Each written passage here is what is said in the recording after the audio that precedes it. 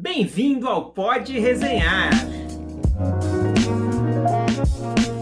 Olá, hoje é dia de falarmos de adaptações literárias para quadrinhos e hoje com O 15, da Raquel de Queiroz, adaptado pelo maravilhoso, sensacional, divino.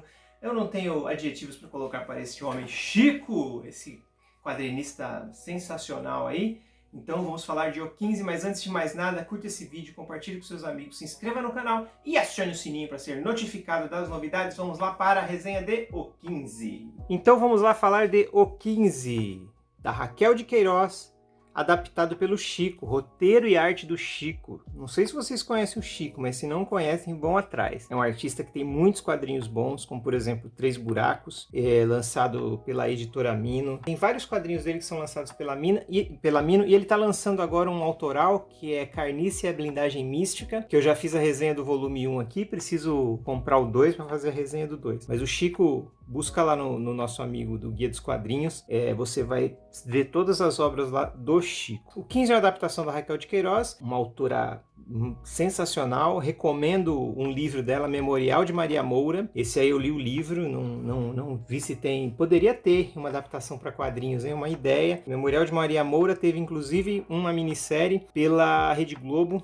estreada pela Glória Pires. Eu vi só uns capítulos da minissérie, assim, não vi tudo. Na época eu estudava e tal. Mas assim, é um livro muito bom, Memorial de Maria Moura. Sempre com mulheres fortes, né? Faz mulheres fortes aí, personagens femininos muito interessantes, que é o caso do 15, que é uma história que se passa entre a década de 10 e década de 20 no Brasil, onde teve uma grande... Olha só a abertura do quadrinho. Já começa com essa imagem belíssima. Isso aqui é um quadro, né, para você pôr na sua casa e ficar admirando durante dias, né? Um desenho fantástico, né? O Chico é um artista sem precedentes aqui, né? Deveria ser mais valorizado. Vejo ele ser pouco valorizado. E aí ela se passa no Nordeste, na época de uma seca, que teve uma das maiores secas do século XX, né? Que foi entre as décadas de 15 e as décadas de 10 e 40, né? No Brasil. Mas 30, né? 37, foi de 1915 a 1937, mas aqui passa entre essa época, então é início do século 20. Então ainda tem aquelas sociedades patriarcais, né? Muitas vezes matriarcais, né? Porque os maridos às vezes morrem cedo, que é o caso aqui dessa menina que, digamos que ela é uma classe média, né? Nesse contexto aqui, né? Não seria considerado hoje, mas no caso aqui sim, porque eles não passam necessidade, eles têm dinheiro, ela estuda, então é uma coisa rara, né? Principalmente para a mulher no início do século 20. Obviamente que ela vai ser professora, que era das profissões, né, relegadas às mulheres aí, no início do século 20, mas é uma mulher culta, né? Isso é uma coisa já diferente na literatura aqui da Raquel de Queiroz. Então é uma mulher que ela tem uma vida diferente, porque ela não casou, ela está com 22 anos, aqui se eu não me engano, o nome dela é Conceição, ela tá com 22 anos e ela não casou, não tem filhos, e pra época 22 anos já é uma idade em que a mulher já deveria ter casado, ter filhos e tudo mais, mas ela tá estudando e ela tem um amor reprimido por um primo, que é o outro personagem dessa história. Ela vive com a tia, né, a tia Inácia, eles chamam de Nácia, né, e a Conceição, que em algumas vezes aqui aparece Seição, né, que é aqueles diminutivos de nomes que a gente tem aqui no Brasil, e aí tem o primo Vicente, que é esse amor reprimido entre os dois.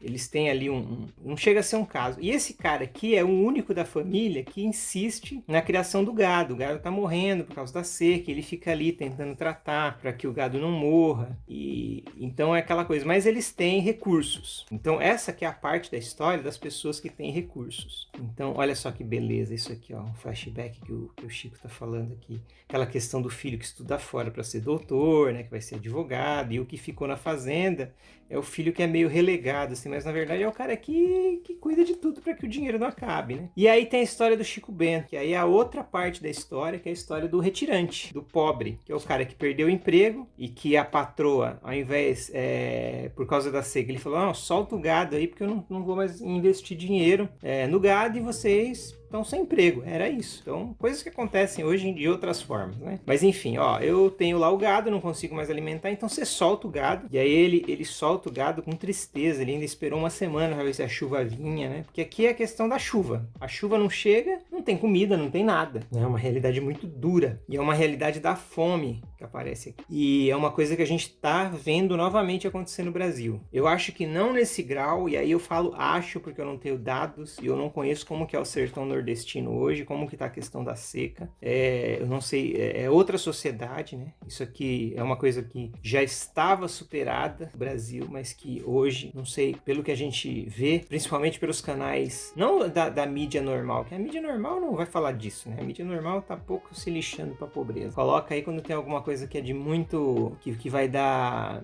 audiência de forma sensacionalista. Né? A mídia coloca sempre quando é alguma coisa sensacionalista. E aí você vê essa imagem aqui desoladora, né? Do cara com os filhos, com uma enteada, com uma agregada.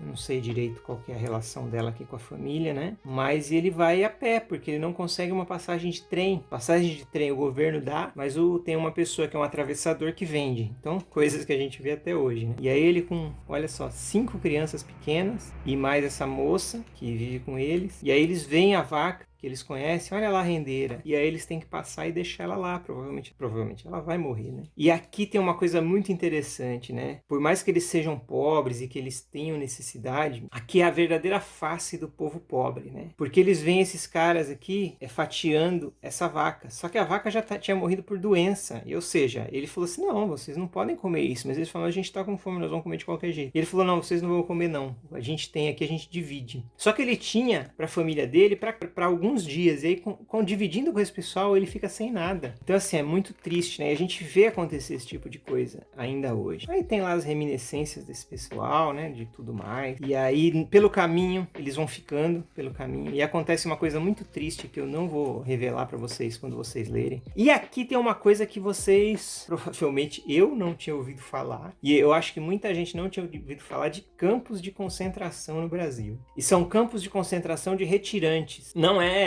o tipo de campo de concentração de trabalho, mas é um tipo de campo de concentração onde os retirantes ficavam para receber ali a ajuda das pessoas. E é interessante aqui a relação da Aceição, que é a personagem principal, a Conceição, com os retirantes. Ao mesmo tempo que ela quer ajudar, ela sente nojo por causa da sujeira, por causa do cheiro.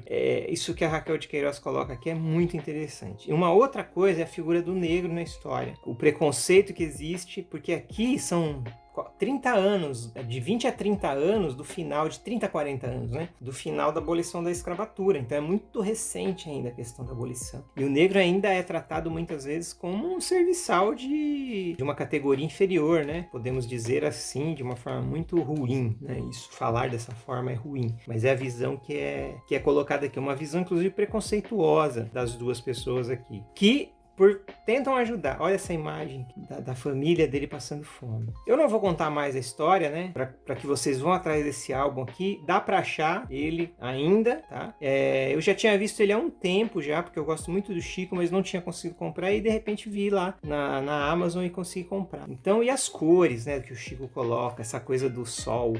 Então tem muito vermelho, muito laranja, né? Que é o sol escaldante, né? E tem uma relação aqui muito interessante entre uma relação social, que você vê algumas permanências no sentido da sociedade brasileira como ela é. Então é isso. Hoje eu falei aqui do 15, do Chico, lançado pela editora Ática, nessa série Clássicos Brasileiros em HQ.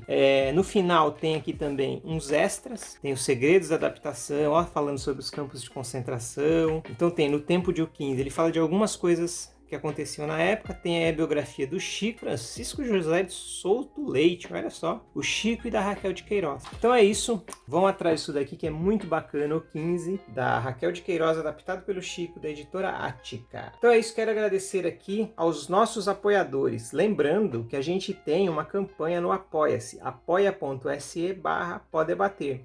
E quero agradecer aqui aos nossos apoiadores, Alexia Bassi, Carlos Eduardo Salvador, Cláudio Gonçalves e Daniel Bendazoli. Muito obrigado pelo apoio de vocês e até mais.